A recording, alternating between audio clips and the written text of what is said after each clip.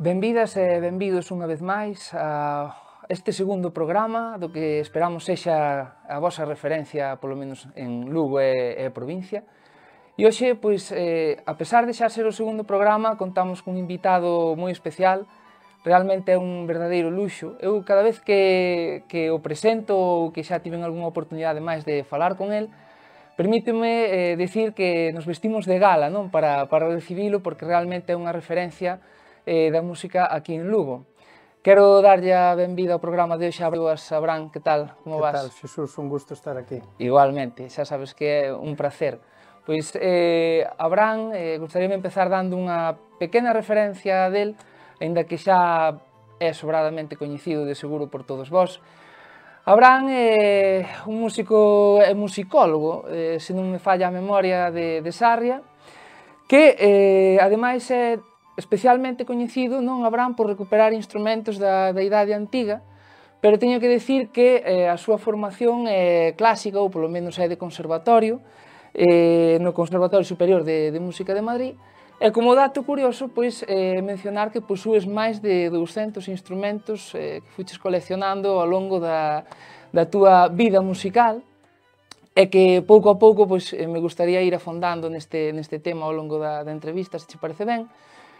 Mais, imos empezar un pouquiño por temas máis xenéricos. Abrán, ti como comenzas nisto da música? De onde che nace ese xerme? Porque unha persoa como a ti bebe de algún sitio, ten unha fonte, non? Hai un inicio determinado. Bueno, os inicios foron hai pois xa máis de 30 anos, cando empecé na banda de música da miña vila, en Sarria, e tamén nun grupo de música tradicional. Entón, dende cativo, estes dous mundos, o mundo do culto académico e o popular, pois sempre estiveron da man na miña vida. Entón, foi algo que me permitiu achegarme a outro tipo de música, sen ningún tipo de miramentos, e fixo que, bueno, me convertise nunha persoa moi ecléctica, moi promiscua musicalmente, e ata a día de hoxe que pois, fago músicas de moitos sitios do mundo e de diferentes tipos, non? Fuches evolucionando, polo que entendo, distintas etapas. Non sei se tes algunha persoa que ti poidas decir que foi a referencia de cada unha delas, ou algún mestre que te marcou, ou simplemente alguén pois, que mirases como inspiración, ou quero facer algo parecido a este artista, ou esta pode ser a miña base. Non sei se este é o teu caso, ou realmente foi unha evolución progresiva, máis... Bueno, como te dicía, xa no xerme, aínda que moitas veces están denostadas, tanto os grupos de música tradicional como as bandas de música, nos tocábamos na banda que eu tiña 11 anos, pois podíamos tocar dende oberturas de Mozart a Wagner ou Foxtrots ou multitude de músicas, e aí xa, bueno, o que aprendes é unha maravilla, somente tes que ser capaz de aprecialo, non? Entón, iso sí que mellor foi o meu punto forte, darme conta de que aquelo era algo moito máis que un pasatempo, non? E tamén pois, no grupo tradicional e todo isto. E despois sempre vas atopando profesores no conservatorio e na vida. Eu marchei pois, bastante novo a Madrid e ali, pois, cando non había internet, pois, sempre estaba de local en local escoitando músicos de jazz, de diferentes tipos de músicas, que nunha cidade tan grande, pois, todos os días había novidades. Entón, iso foi algo que tamén me axudou moito. Que te marcou. Respondíchesme xa tamén en parte a miña seguinte cuestión, porque vexo que, claro, eu che preguntar polos xéneros musicais que te apaixonan, pero vexo que xa me mencionaches o jazz, sei que a música clásica, ti as de trompeta, ademais, en particular. Non sei se escoitas, aparte de tocar, se escoitas algún outro tipo de música ou de xénero. Eu escoito todo tipo de música, todo tipo de música. Estás aberto aí a calquera posibilidade? Non é que este aberto, é que teño a necesidade de aprender constantemente. Eu recordo a veces falando con algún compañeiro, bueno, pode haber un estilo que che gusta menos ou máis, non? Eso pásanos a todos. Pero había xente que decía que non soportaba determinado estilo de música, ao final chegas á conclusión de que casi parece que non lle gusta a música, porque unha cousa que che guste ou que non che ou que che guste moito, e outra cousa é desbotala. directamente, non? Eu coido que en todos os ámbitos hai cousas que aprender, e a verdade é que a día de hoxe, pois, se ves o que escoito pois, no teléfono, que é como escoitamos hoxe en día a música, pois verás que hai podes escoitar dende Edith Piaf ata agora estou con Nasser Youssouf escoitando, que fai unha mestura de músicas étnicas do norte de África con música de jazz, en fin, Jan Jarvari, que estiven escoitando hoxe, que é un saxofonista que empezou no jazz pero acabou facendo como música medieval, así tipo landscapes, en fin, que a min a música gustame toda. Antes mencionabache na miña introdución o dos instrumentos da antigüidade, non? Eu creo que hoxe estás fundamentalmente focalizado nese campo.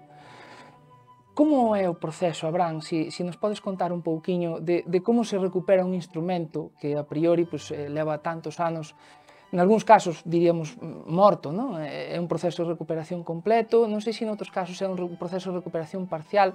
Como realizas este tipo de investigación, de proceso? Bueno, moitas veces pois existe a fonte, é dicir, se o instrumento existe, pois vou ao sitio onde está. Pois, por exemplo, no caso dun cornus romano que teño, pois eso foi unhas medidas que collín do Museo Napolitano, onde está un dos 5 que se atoparon en Pompeia, non? E eu teño sorte que son instrumentos de vento, entón non hai cordas, non hai materiais que se estropeen facilmente, entón ao final os instrumentos estos son tan sinxelos que o que tocas máis ou menos é o que tocaría unha persoa hai 2000 anos. O que pasa é que a miña idea é que eu realmente son un músico do século XXI e creo que é máis auténtico coller os instrumentos e facer o que a mí me presta e o ambiente que me rodeou e leválos cara aí, que non buscar o mellor ideais sonoros que serían imposible incluso de confirmar, non? Eu sempre vexo a música que casi é ciencia a música, non? Pero a música para min é un arte, non? Entón é un xeito de expresarme. Neste caso, pois, todas estas chaves sonoras do pasado son as que utilizo para ir abrindo portas, pero non curiosamente do pasado, senón tamén do presente e a veces do futuro, non? Recordáchesme algo agora cando mencionabas a música como ciencia e como arte. Eu estaba pensando tamén como linguaxe, non? Porque eu que teño ademais asistido a concertos teus, funciona moi ben, é dicir, transmites moi ben, comunicas realmente co público, e isto é un aporte meu que quería agora facer porque creo que se consigue moi ben, especialmente tamén con instrumentos antigos. Non sei se a respecto destes destacarías algún que che foi especialmente difícil de recuperar. Sei que o Carnix andivo aí pola túa colección, ou anda pola túa colección, mas tamén tes outros como o Cornu. Non sei se nos podes comentar algún concreto que a ti che guste ou que che... Bueno, sí, sempre o último que consigues facer é quizáis o máis difícil porque aí tiveches que pelexar, non? A verdade é que co tema do aulós grego, que para que a xente que nos está vendo se faga unha idea como se fosen, que non son flautas realmente, porque levan doble lingüeta, sería como uns oboes, non? Pero son dous instrumentos que se tocan á vez. Era un instrumento que era modalidade olímpica, un instrumento moi difícil de tocar, no cal o sopro sempre é continuo, non deixas de estar soprando, o cal xa físicamente xa che require ter unha determinada técnica, non? E despois tamén tens que independizar as mans, é dicir, é como un piano, tens unha man dereita nun sitio, unha man esquerda noutro, pero no piano ti tocas a tecla e sempre dá a mesma nota. No aulós tens que afinar as notas e tens que compensar esa tensión. Entón, construir este instrumento foi realmente complexo. Debo dicir que bueno, avancei bastante nel.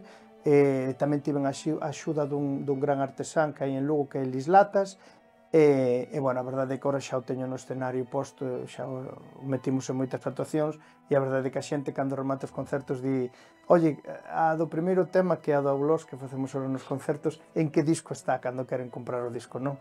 Un disco que por agora non está grabado, a ver se atopamos... Preguntareiche por iso despois, polos plans de futuro, preguntareiche despois. Bueno, pois ese creo que é o aulós grego, pois é ahora mesmo, digamos, un instrumento que me deu moita satisfacción, porque tamén me deu moita frustración. É certo que o Aulós ten unha sonoridade peculiar. Falábasme de, e tamén a construción, polo que comentas, falábasme da técnica de respiración. Como é isto de que soe constantemente? Supoño que falas de respiración circular. Non sei se nos podes explicar un pouco como funciona esta Bueno, técnica. é moi sinxelo, para que a xente nos entenda. Todos vimos algunha vez un gaiteiro, unha gaiteira tocar e moitas veces deixa de soprar porque ten unha reserva que é o fol. Bueno, aquí neste caso o fol que utilizamos son as nosas fazulas, entón no momento que un se vai a quedar sen aire, digamos, na capacidade pulmonar, no espacio pulmonar, pois o que fai é que garda un pouquiño na boca, entón coordina ese pouco que lle queda, solto, e ao mesmo tempo respira polo nariz, algo que vai en contra do que é o noso corpo, porque o corpo está efectivamente, o corpo está pensado para botar o aire e non respirar ao mesmo tempo, porque senón poderíamos morrer. Pero bueno, é moito máis sinxelo do que parece.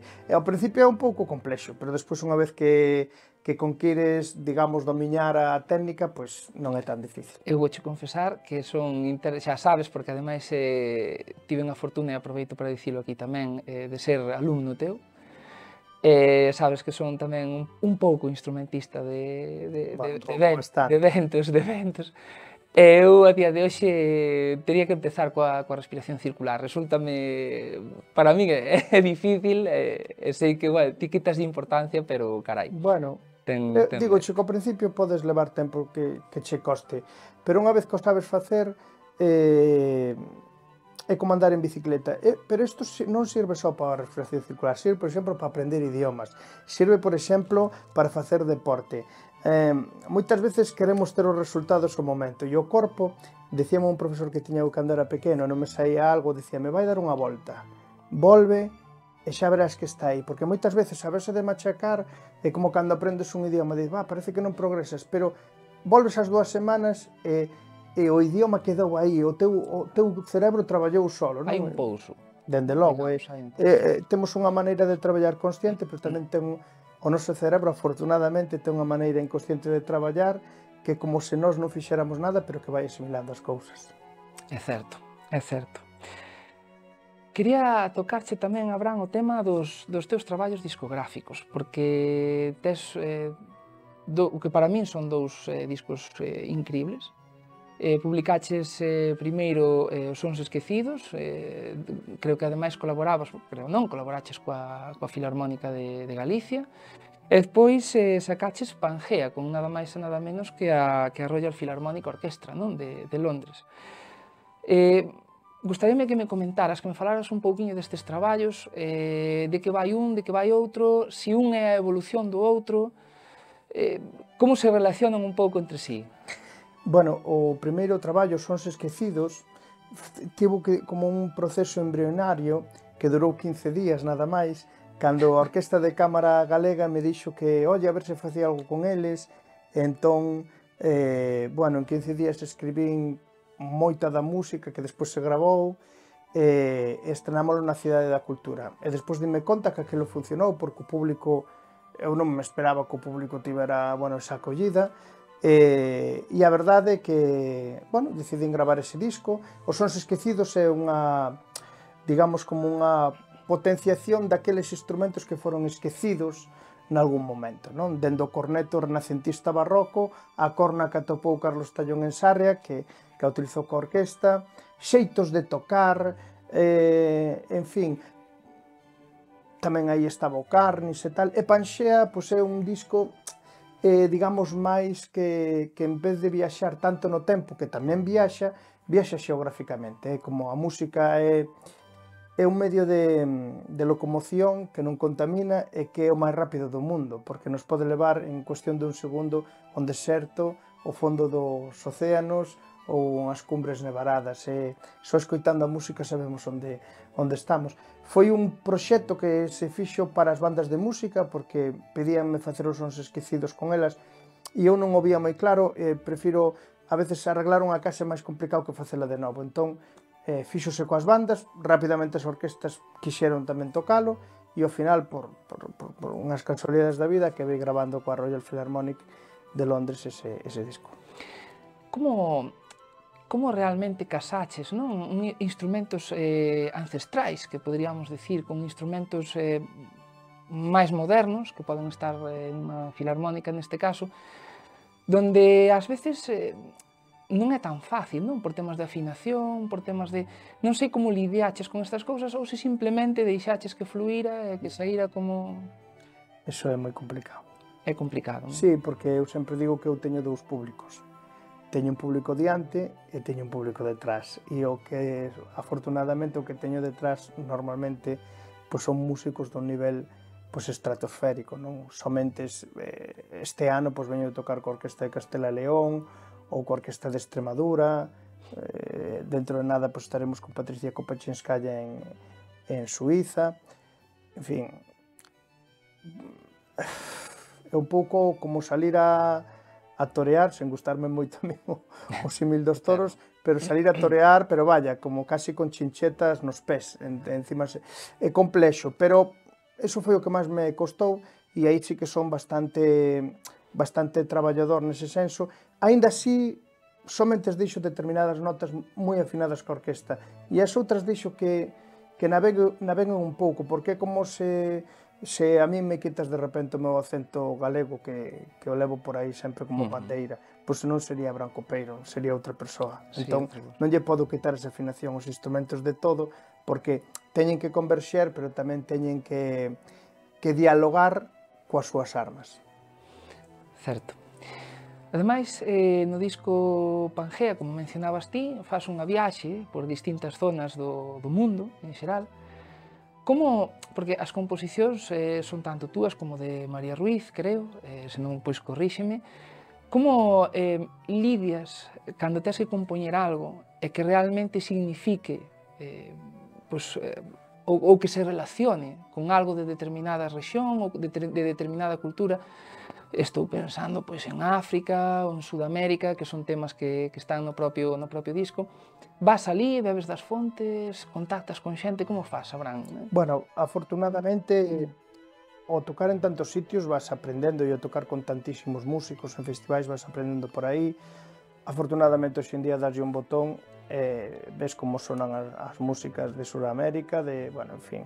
Pero tamén é un xeito de, ainda que eu investigo, estudo todo eso, pois se fago, por exemplo, en África, que toco con unha frauta de 3 furados, pois esa frauta ten apenas 7 notas, pois nunha pasaxe, pois somente se utilizo 3, e na outra utilizo 2 de aí e collo 2 novas, entón parece que faz moitas máis cousas realmente, entón é como dosificar, sabes? É como un culto a pobreza de semántica que che pode dar o instrumento, é dicir, cantas notas che pode dar. E como fago que eso non soe tedioso? Pois coas armonías e cos ritmos, que digamos, para que nos entenda a xente, é como a paisaxe por onde vai unha barca polo río. Bueno, pois imagínate que non hai, que somente hai río e non hai nin carballos, nin bidueiras, pois mesturas todo isto así e faz que soe a ese sitio, porque o instrumento tamén che dá ese acento xa e esa sonoridade, pero tamén dende o punto de vista da Branco Peiro. Como te dicía antes, non pretendo ser facer unha tesis doctoral deso, son un artista, non un científico. Particularmente, se me permites, gustaríame que me falaras algo dun tema concreto, porque ademais é un dos que a min máis me chama a atención do disco Pangea, que é Armenia. Que me podes contar do duduk, Abraham? Como traballaches co duduk? Mira, ese tema de Armenia é un tema que ten 21 anos. É un tema que tiña eu guardado nun caixón, que non estaba pensado para que soara Armenia. Armenia, como todos sabemos, é un país que está entre Asia e Europa. Combina os melismas orientais, por así decilo, e tamén teñen como unha polifonía propia. Entón, ese mesmo tema que tiña, que era como moi oratorio, moi declamado, intentei meter pois como unhas entre eu e María, aí buscamos a condución das voces que soara como algo litúrxico, vale? Pero despois está o son do corneto, que eso é como que do corneto, Jesús, do duduk, como que o inunda todo. E o duduk é un instrumento que ten unha tradición de máis de 3000 anos, que está protegido pola UNESCO, un instrumento moi humilde, pero aí daste conta cando a xente dice, bueno, sabe Dios como tocaría esa xente hai miles de anos? Pois aí tes un instrumento que sobreviviu á tradición de tocalo e que está considerado un dos instrumentos co son máis fermoso do planeta. Entón, pois é unha proba fehaciente de que nin somos tan listos nós, nin os de antes eran tan tontos. Tan burros, non? Ou tan tontos, é certo. Falamos das filarmónicas, falamos das grandes orquestras, pero tamén me gustaría que me comentaras un pouquiño en que outros grupos estiveches ti, se podes centrarte tamén un pouco nos lucenses. Eu teño por aquí anotado pois Vadim Juknevich, por exemplo, que coñecemos tamén, o grupo 1500. Como foron estes grupos para ti, Abraham? Que significan para ti? Que músicas facedes neles? Mira, eu empecé cando tiña 18 anos ou así, cun grupo na miña vila que se chamaba Seare, que a día de hoxe escoito os temas e a verdade é que soa para que o fixeron, non para que o fixeron os rapaces de 18 anos, é que soa moi ben, onde compartía pois con amigos de toda a vida, pois fixemos un traballo moi bonito. Despois aquí, pois tiñamos un grupo que se chamaba Il Combatimento, de música antigua, que foi como unha especie de laboratorio cando estábamos facendo un máster en Barcelona, pero fixemos concertos, e a verdade é que estivo moi ben. E despois saquei un disco con Vadim Juknevich, que é unha bomba. Tocar con Vadim era un placer, porque eu con Vadim non tiña que falar nada. Era tocar pa diante e era sempre...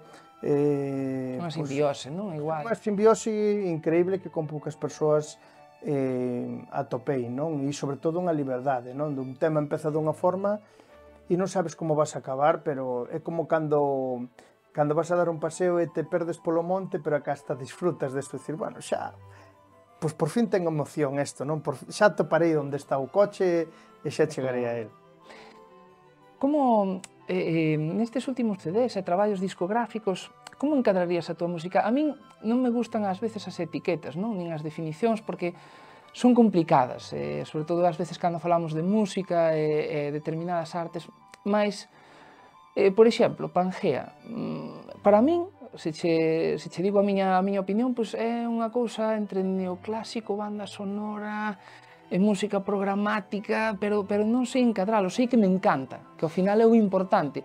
Por eso che digo que eu escapo das etiquetas, pero non sei se a ti ou te ves dentro dun estilo máis... Bueno, ese disco, por exemplo, é un disco moi cinematográfico.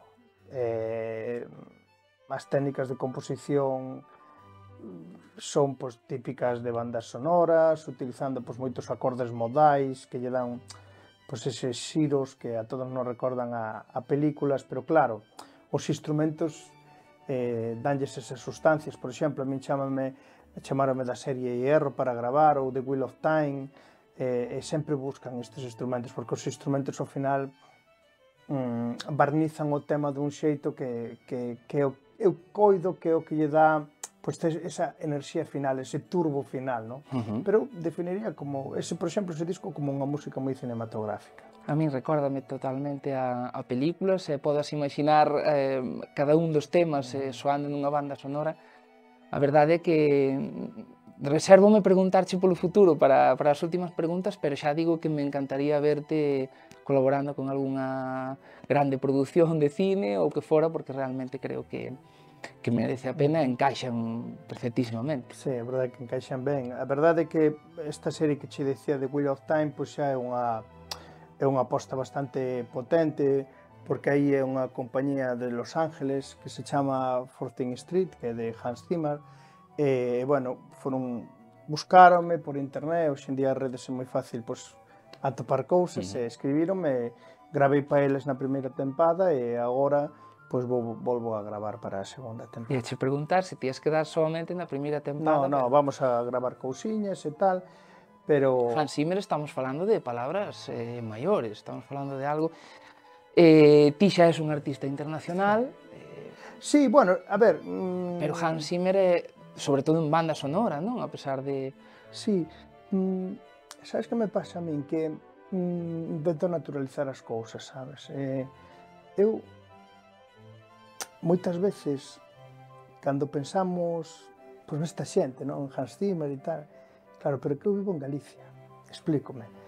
O sea, eu estou rodeado de arquitectura espectacular, de paisaxes espectaculares, dunha cultura ancestral que atrevo-me a decir que en poucos sitios de Europa existe.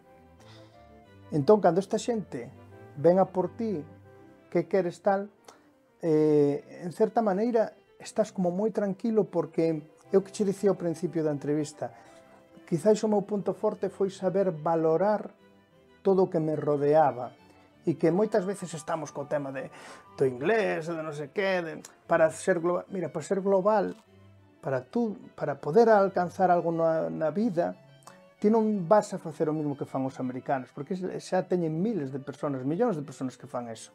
Xa o están facendo eles. Nós vivimos como nunha sorte de Amazonas cultural que non existe en Europa en moi poucos sitios. Entón, tamén te sintes un pouco como o druida que sale da cova e che dice, mira, vamos a facer así que che vai a funcionar. E claro que é un gusto que te chame esta xente, sobre todo porque tes moita visibilidade, aparte que é unha xente moi agradable, moi profesional, pero que nós vimos nun sitio que, cuidado, eu polo menos sempre apreciei todo o que me rodea, a miña cultura, que a considero, pois, mellor é unha palabra que non encaixa, pero que ten unha riqueza e unha visión, ou digamos un edificio poliédrico que moi poucas culturas teñen, porque foron asulagadas pois, ou pola industrialización ou por outra serie de acontecementos. E nós, ao final, pois mira, quedamos neste recollo do mundo onde conservamos por todas esas esencias do pasado que nos fan realmente únicos. Nese sentido, é un placer terte a ti como artista especialmente lucense, porque vas deixando a túa pegada, e ademais é unha pegada moi fonda lá por donde pasas, non? Iso sempre é de agradecer. Perdona, o agradecido son eu de nacer aquí, que tiven esa sorte. Eso, de vivir nun sitio onde non é neutro, onde os teus pais, os teus avós, pois tiñan maneiras de relacionarse e de contarche historias e de música. Mira, eu a veces vou aos sitios, eu sabes que falo moito nos concertos, e moitas veces me dice a xente, nadie conta as historias como os galegos, ou as galegas, non? Nadie conta as historias así. E é porque iso nos levámoslo dentro. Pende algo, sí, pende algo de atrás, non? É algo que levamos xa durante moito tempo, algo que está afincado en nós realmente. Quizáis esa falta de modernización, entre comillas, que nos faltou aquí, foi a que nos fixo pois manter esas costumes orais que en moitos sitios pois se perderon. E singularidades, claro, tamén, particularidades concretas da propia narrativa e da propia música. Si é todo, compartes algo con artistas, non é por tirar afora novamente, pero sí que hai un puntiño que compartes con artistas como Stevie Wonder, Enya, Iron Maiden, Michael Jackson, Freddie Mercury, Radiohead, non sei se te das conta por onde vou, pero Amy Winehouse, U2, pois son artistas que gravaron nos estudos Abbey Road. Ah, bueno, vale, pero eses gravarían moitas veces que a mí. Non sei se ti fixeches a mítica foto, aproveitaches a cruzar polo paso de peóns, pero cal foi a túa experiencia en Abbey Road, Abraham? Son estudios de grabación realmente cun cariz especial? Que destacarías de gravar en Abbey Road? Mira, a verdade é que cando volvín a Lugo te dixeron os periodistas, bueno, sacaches unha foto no Paso de Cera, creo que é o menos... Non foi o único que fixo o chiste, logo adiantado. No, de feito, o día seguinte andábamos pola zona e dixemos, oye, non sacaches ninguna foto na... Bueno, pois veña, vámonos aí á porta e sacamos unha foto e xa está, pero do Paso de Cebra, no. Mira, tú imagínate que vas a un sitio e danche de comer a tua comida favorita e tes unha pastilla que fai que nunca perdas a fame. Entón, eu, todas as horas que estiven ali, estiven facendo música, non?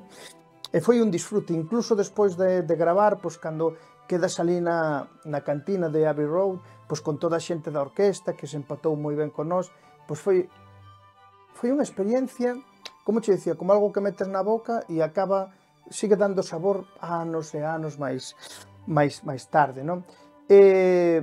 Todo funcionaba, todo foi unha pasada. É verdade que eu gravei nos míticos, porque aí está o estudo 2, está o estudo 1 e o estudo 3. O estudo 1 é o máis grande de todos, que foi onde debería gravar.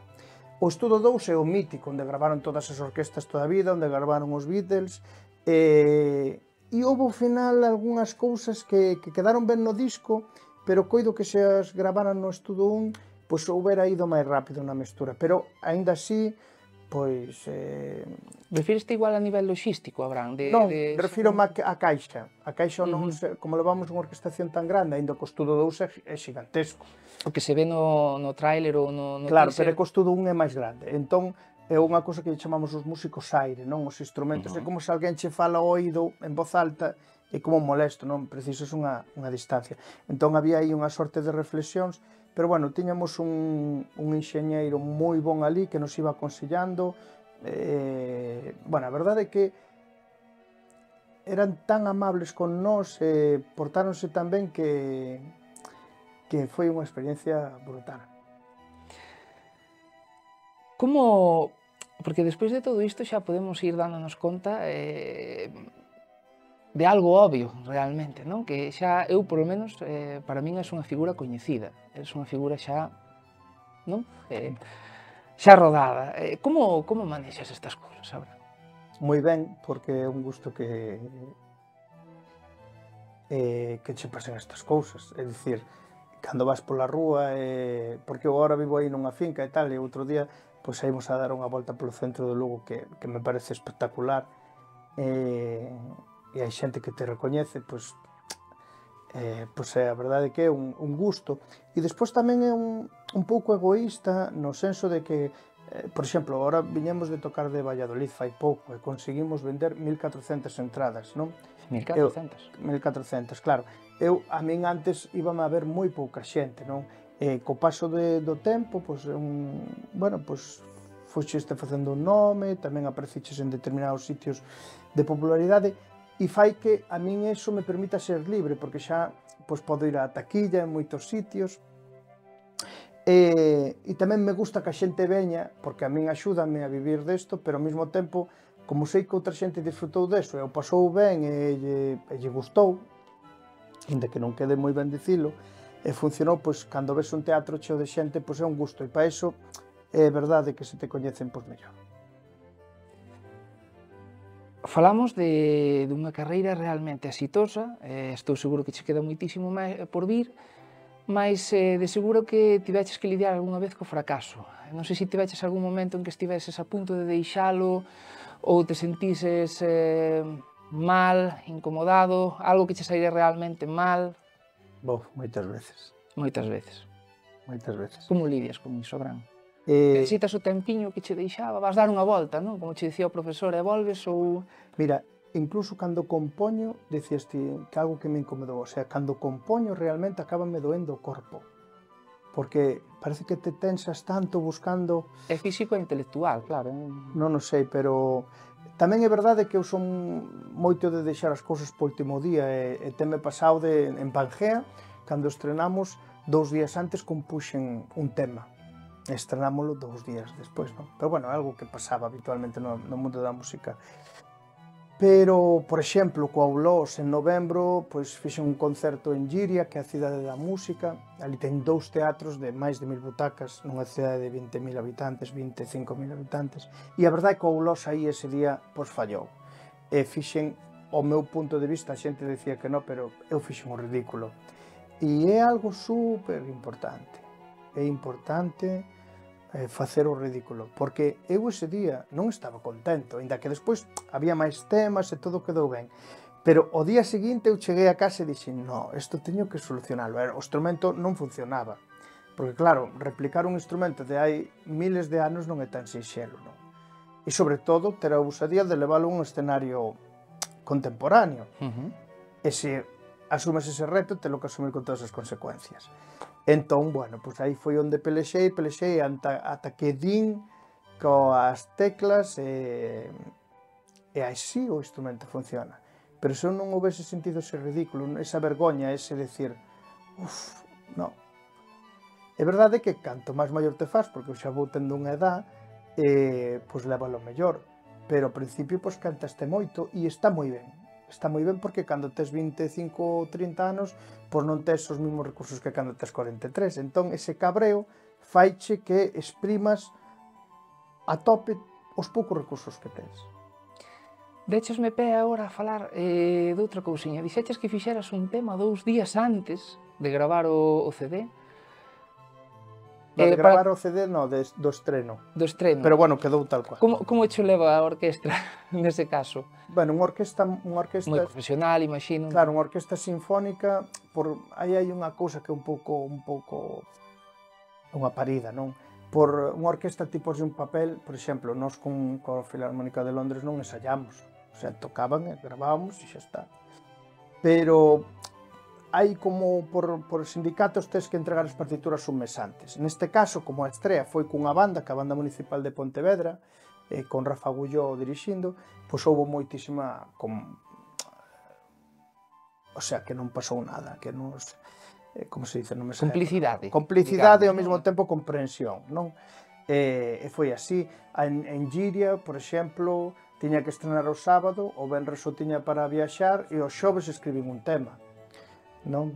E hai veces que escribes... Como che ven esa inspiración así? Bueno, é que cando estás apurado sacas... E despois hai outra cousa que me axuda moito, que é o papel, sabes? O poder escribir nun papel e vas confrontando as cousas, é unha maneira que teño de compoñer. Outra, María tamén me axuda porque escribe moi rápido no ordenador e voulle dictando. Outra é gravando cousas, probando acordes, pero ahora de verdade co papel vas moi rápido porque ves os erros, xa é como que fai o plano dun instrumento, xa no papel ven moitos erros que van a aparecer, entón xa intentas solucionarlo. Aproveitas as viaxes ou Abraham para compoñer ou para... Pois mira, vouche contar, en outubro tiña un concerto en Finlandia e tiña un tema novo que tiña que estrear en febreiro. E digo, pois vou non meter de bis e así probo. E cheguei ali e non funcionaba. Non funcionaba. Entón, como era un bis, pois dixen, pois non o toco. Pero os 3 días tiña un concerto coa Orquesta de Cantabria en Santander. Entón, no avión, no aeroporto, rectifiquei todo aquilo que non me gustaba, estrenámolo en Santander. Esa é unha gran sorte que eu teño, porque moita xente me di, pero como estás facendo un proxecto, ahora estamos facendo un proxecto que se chama Mitos, como estás facendo un proxecto por aí se non gravaches o disco? É que eso como se facía antes, ti tocabas e pois gravabas. Ahora, normalmente, gravas o disco e para ter, digamos, unha tarxeta de decir, bueno, teño este proxecto e tal. Nós, afortunadamente, estamos nunha roda das orquestas e as bandas de música que nos permiten tocar moitas veces algo antes de gravarlo. Por eso, cando chegamos ali, xa é sentarse e gravar. É ir ao gran, digamos. Non recordo agora, pero sí que me gustaría facerche a pregunta igualmente. Non sei se tes algunha obra ou algún tema dedicado no disco. Dedicado? A algunha persoa ou algo, o que sexa. Non pensas realmente en dedicar, non? Es máis ben en xeral. Non. Está ben, está ben. Como sintes a túa relación co público que vai ao concerto? Sinto como unha necesidade, o sea, eu sinto que o público é protagonista. Fai anos, cando estaba no conservatorio, houve un par de anos que cheguei a ter incluso a rozar o medo escénico, incluso coido que o tiña, non? Entón, pois, nas audicións baixaba moito. Cando eu despois técnicamente funcionaba moi ben, pero baixaba moito. E agora, sen embargo, unha vez que lle din a volta a esa roda de enerxía negativa, puxena ao revés, cunha serie de exercicios e de reflexións. Eu, se non teño público diante, cóstame tocar. A min o público dame algo, dame ese silencio dunha mirada, son unha persoa que te está mirando e está en silencio, que é algo que nós fomos perdendo tamén, é dicir, escoitamos moi pouco. Entón, cando alguén te mira e te está escoitando, e tes ese momento, xa non hai que pagar unha entrada por verte, que che está dando un momento para ti, está che regalando o seu tempo, dache o seu tempo para escoitarte. Iso é a maior recompensa que pode ter un músico. Por eso moitas veces son moi tiquismiquis en que sitios tocar, sabes? Porque hai sitios onde non se poden escoitar os matices dos instrumentos. E prefiro. E dilo así directamente, se che ofrecen, dis... Sí, porque incluso coido que podo molestar a xente, como por exemplo, imagínate que teño que tocar diante das terrazas dun bar que o teño feito de chaval para ganarme a vida, tocando na rúa e tal, pois ao mellor se toco algo que lle gusta a xente, pois tal, pero coido que hai outro tipo de músicas que incluso digo, pero estou nos molestando aquí con isto. Entón, xa non é só por min, senón por eles, non? E porque tamén hai que escoitar os matices das cousas, non? Hai músicas que teñen como digamos, punta de lanza a súa potencia, non? De feito, agora, moitísimos grupos pois levan casi todo grabado. Que antes nos ríamos das orquestas de verbena, nas cales eu na miña adolescencia toquei moitas veces, pero nas que toquei afortunadamente non había eso, que chamaban secuencia, non? E agora, pero grupos famosísimos danlle o botón, salta eso e pa'lante como los de Alicante. E non pasa nada, non? Entón, pero que digamos que ten como unha potencia, non? E, sin embargo, a miña música ten a potencia da orquesta. Ou cando vou ao trío, pois ten os matices. Non estou dicindo que sexa nin mellor nin peor. Pero Xogas con outras cousas. Coido que é mellor poñer cada alimento nun plato diferente, non? Correcto, sí. En que te inspiras, Abraham, como músico, no sentido en que agora sei que estás metido pois, no tema da recuperación de instrumentos, temos os proxectos de Pangea, dos Sons Esquecidos, faláchesnos agora hai un intre de mitos, cales son os teus futuros proxectos? En que te inspiras para medrar e avanzar cara a futuros proxectos? Vas seguir polo mesmo camiño? Te has pensado nalgún momento probar cousas novas? Como te ves a uns anos? Son moitas preguntas, non? Cada tema que fago é unha cousa nova, non? Esta semana rematei un tema que está pensado para tocar cun norirlandés, Matthew Ward, que vai a tocar co banjo. E eu vou tocar ca trompeta, non? E é un tema que está pensado, unha trompeta normal, non sei dicir que cambio un pouco eso. E está pensado nesa atmósfera que había nos Five Points dos mediados do século XIX, no Five Points de Nova York, non? De aí esa película de Gangs of New York e todo isto. Onde se mestura a música negra coa música irlandesa e todo isto, non? E a trompeta para min é ese xeito de tocar máis negro, non? Tipo Louis Armstrong e mesturalo co banjo, que non é ningún instrumento irlandés, pero que eles só tocan a música, non? Entón, pois, gustame facer eso, non penso, pois eso non o vou facer porque estou facendo isto outro, non? Estamos co tema de mitos, que presentamos en febreiro, ca Orquesta de Extremadura, temos que buscar un momento para gravalo, tamén estamos a punto de pechalo, pero case seguro en novembro vamos ir outra vez porque eu xa estive un ano pasado ca Mahler Chamber, a Filarmonía de Berlín, a tocar, pero co meu trío na sala de cámara. Sempre estou buscando cousas e agora tamén estou traballando noutras cousas máis artísticas, como dime conta que ao facer os instrumentos realmente facía esculturas con eles, ou incluso algúns que se rompían, que daban unhas figuras moi bonitas. Iso foi tamén algo que me inspirou determinadas exposicións de Picasso, onde el pois conxugaba o arte íbero, e a verdade é que sen máis afán de mostrar o que tiña no meu taller, non? Cousas que quedaron rotas, outras que digo, pois isto vou non facer para que non soe, pero quero facer esta forma, que ao final sempre atopas o xeito de soar, non? Entón estou facendo aí unha serie de esculturas ca única intención do disfrute que me dá poder facelas. É impresionante, realmente, pero xa vas a experimentar coa arte máis visual, xa cambias o auditivo polo visual, é completamente diferente, realmente, pois mira, non coñecía esa faceta, alégrame tamén ver que experimentas, Abraham, aí. Xa por ir rematando, réstame dúas preguntas. Mira, como te manexas nas redes sociais para promocionar a tua música? É algo que ti utilizas frecuentemente? Sí. Como as manexas? Porque a día de hoxe ten o seu intrínguo. Eu non teño nin idea, pero ao final creo que, por ignorante que son, vou facendo as cousas ben.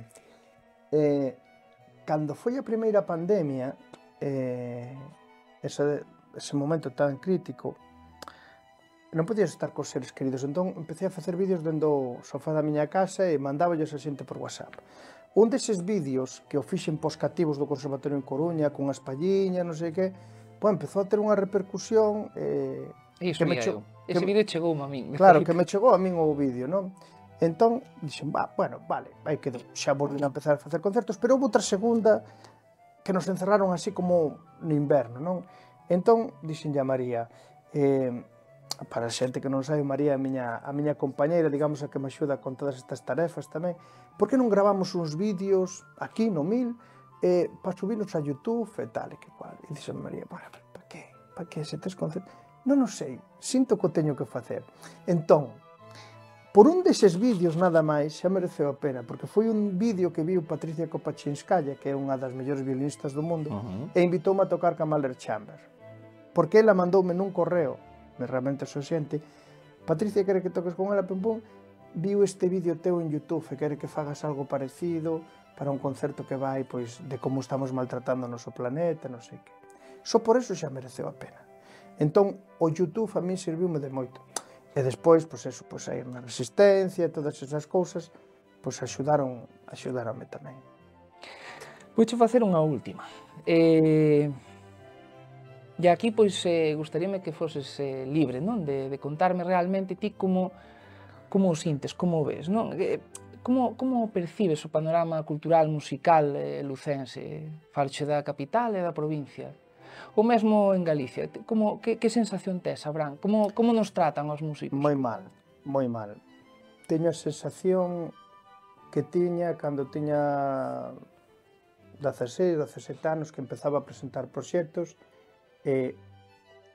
ollo, non vou caer na frase de que todos os políticos, ou es que estes políticos, os políticos son reflexos da sociedade, e hai, igual que hai músicos bons, hai políticos bons, e hai políticos malos e tal, pero a estrutura de como funciona isto. O sea, non é de recibo, dende o meu punto de vista, que haxa festivais de mainstream, é dicir, grupos que van a taquilla en cualquier sitio do mundo e que a Xunta apoie iso. Non é de recibo que se trate os músicos da propia cidade, moitas veces, como se fosen, por ser da cidade, como se fosen, bueno, pois, uns meros amateurs, non? E incluso a veces dándolle preponderancia a xente que realmente é amateur, que non vive deso, non?